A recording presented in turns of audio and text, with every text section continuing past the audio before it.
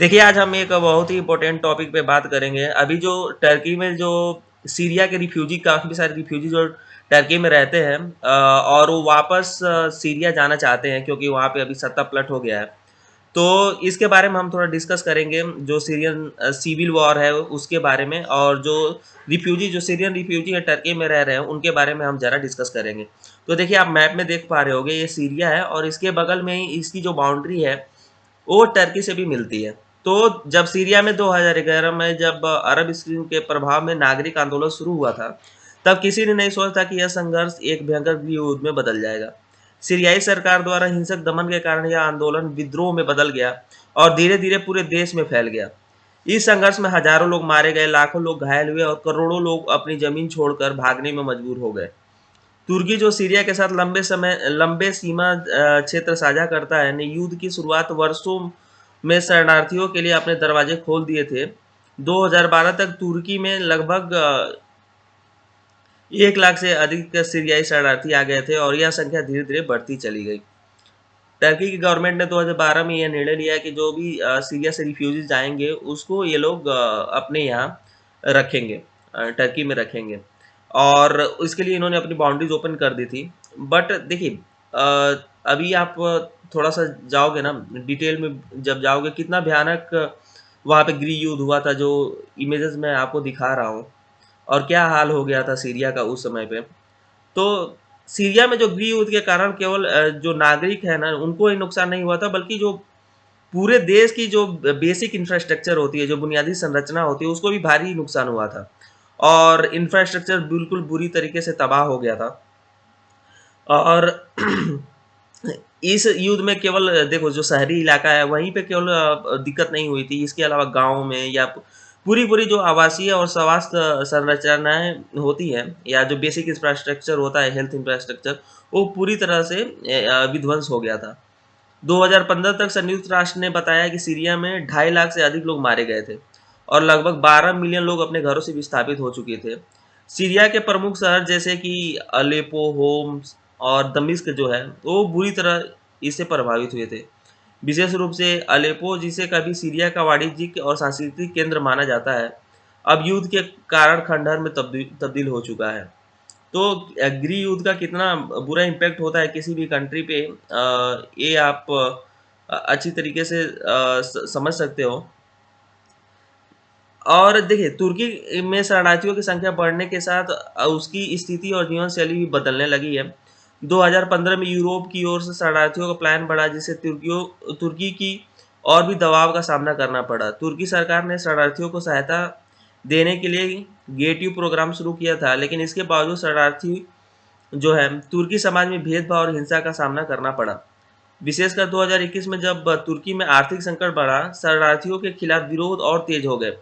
यह विरोध उन देशों द्वारा किया गया जो मानते थे कि शरणार्थियों के उन लोगों के द्वारा किया गया है, स्पेशली किसी देश के द्वारा नहीं किया गया था, बट उन लोगों ने इस चीज़ का काफ़ी कंडेम करा, काफ़ी विरोध करा, जो मानते थे कि जो शरणार्थी है, वो वहाँ पे आते हैं और उनकी जो रोज़ी-रोटी है, उसको छीन लेते हैं। तो ये बहुत सारे इमेजेस जो अभी आप स्क्रीन पे देख पा रहे हो, वहाँ पे बहुत भयंकर प्रोटेस्ट हुआ था। देखिए, आपके यहाँ भी जब बांग्लादेश से रिफ्यूजीज़ आते हैं और यहाँ पे वर्क के लिए या बहुत सारी चीज़ों के लिए इलीगल रूप से जो रिफ्यूजीज़ आते हैं और यहाँ पे आकर के वो लोग आपका जॉब भी लेते हैं, तो इसके खिलाफ भी काफ़ी प्रोटेस्ट होता है। यहाँ भी बहुत सारी ऑर्गेनाइज़ेशंस हैं, वो प्रोटेस्ट करती है। वैसे ही टर्की में भी जब रिफ्यूजी सीरिया से गए गृह युद्ध के बाद, तो उसको वहाँ की गवर्नमेंट ने तो काफ़ी सपोर्ट करा, बट जो वहाँ के लोकल लोग हैं ना, देखिए वहाँ के लोकल लोगों ने उसके खिलाफ काफ़ी ज़्यादा प्रोटेस्ट करा और उन्होंने बोला कि देखिए भाई, ये लोग हमारे देश में आते हैं और हमारा जो रोज़गार है, रोज़गार छीन लेते हैं।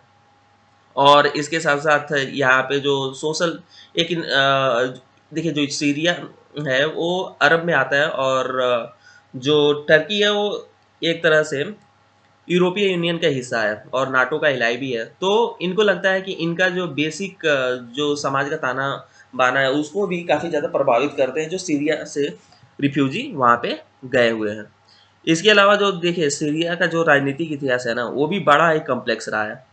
बशर अल असद शासन 2000 के आस-पास उनके पिता जो थे, हाफ़िज़ अल-असद, उनकी मृत्यु हो गई थी। तो उसके बाद बशर अल-असद जो है, वो पावर में आए थे और उनके शासन के खिलाफ शुरू हुए विरोध 2011 में शुरू हो गए थे। 2011 से उनका जो विरोध हुआ था बशर अल-असद, और आपको पता है कि उनके साथ जो है ना बड़ी-बड़ी पावर्स जैसे कि रसिया है, ईरान है, उन्होंने असद सरकार को समर्थन दिया, जबकि अमेरिका, तुर्की और अन्य देशों के विपक्षी समूहों का समर्थन किया।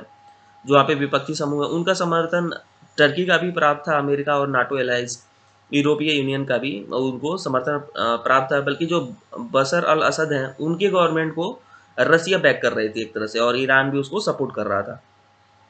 अब बशर अल-असद का शासन जो है, अब तो खत्म हो चुका है। आपने देखा होगा कि वहाँ पे फिर से जो विपक्षी दल है, उस विपक्षी हैं, उनका फिर से शासन आ गया, और बशर अल-असद का जो शासन है, वो खत्म हो चुका है। और एक नया जो राजनीतिक परिदृश्य उभरने की उम्मीद है ना, लेकिन इसके साथ ही भी कई सारी अनिश्चितताएँ भी हैं। यह सवाल उठता है कि क्या शरणार्थियों के लिए यह वापसी का समय है, या उन्हें और इंतज़ार करना चाहिए? देखिए, वहाँ पे जो भी शरणार्थी हैं, वो ये चाहते हैं कि वो वापस चले जाएँ अपने देश में, क्योंकि वहाँ पे भी काफ़ी ज़्यादा डिस्क्रिमिनेशन का सामना करना पड़ रहा है टर्की में उनको। तो इस वजह से वो चाहते हैं कि हम वापस ही चले जाएँ, टर्की चले जाएँ। लेकिन वहाँ पे दिक्कत ये है कि जो बेसिक इंफ्रास्ट्रक्चर है ना, बेसिक इंफ्रास्ट्रक्चर वहाँ पे बहुत ही बुरा है।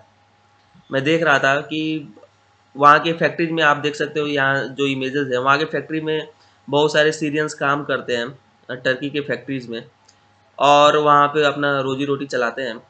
लेकिन दिक्कत ये है कि अभी जब वापस जाएँगे तो इनको बेसिक जो इंफ्रास्ट्रक्चर होना चाहिए, वो बेसिक इंफ्रास्ट्रक्चर इनको मिलेगा या नहीं मिलेगा? क्योंकि वहाँ का जो बेसिक इंफ्रास्ट्रक्चर है ना, वो बिल्कुल तबाह हो चुका है। और वापसी जाने का कोई मतलब है नहीं, कोई सेंस है नहीं। अगर गवर्नमेंट या देखिए कुछ इनको हेल्प आउट करती है तो वो अलग बात है। तो इतिहास से यह साफ है कि सीरियाई शरणार्थियों का सफ़र बहुत कठिन है और अनिश्चित भी रहा है। देखिए जब भी किसी देश में ना सिविल वार होता है, तो वहाँ के जो लोकल्स होते हैं, सबसे ज़्यादा प्रॉब्लम उन्हीं को फेस करना होता है। तो जो वहाँ के आम जनता होती है, उसको काफ़ी ज़्यादा प्रॉब्लम्स फेस करना पड़ता है। बाकी जो नेता लोग हैं, पॉलिटिशियंस हैं, या जो स्ट्रॉन्ग लोग हैं, वहाँ पे इंडस्ट्रियलिस्ट हैं, उनको तो ईज़िली वहाँ से इवैक्यूएशन मिल जाता है, वो कहीं दूसरे देश में चले जाते हैं, सेटल हो जाते हैं। लेकिन जो आम जनता है, वो फँस जाती है वहाँ पे, उनका घर बर्बाद हो जाता है बिल्कुल बुरी तरीके से। और बहुत ही दूसरे देशों में अगर आप जाओगे, दूसरे जगह पे जाओगे, तो हमेशा शरणार्थियों को बड़े गंदे नज़र से देखा जाता है। तो मैंने थोड़ा डिटेल में एक्सप्लेन करने की कोशिश करी कि जो टर्की से वापस आना चाहते हैं, सीरिया में जो रिजीम चेंज हो गया है, तो टर्की से जो वापस आना चाहते हैं, जो भी शरणार्थी, उनके लिए क्या-क्या डिफ़िकल्टीज़ का सामना करना पड़ रहा है। अगर आपको वीडियो अच्छी लगी तो ज़रूर कमेंट करके कमेंट सेक्शन में ज़रूर बताएँ।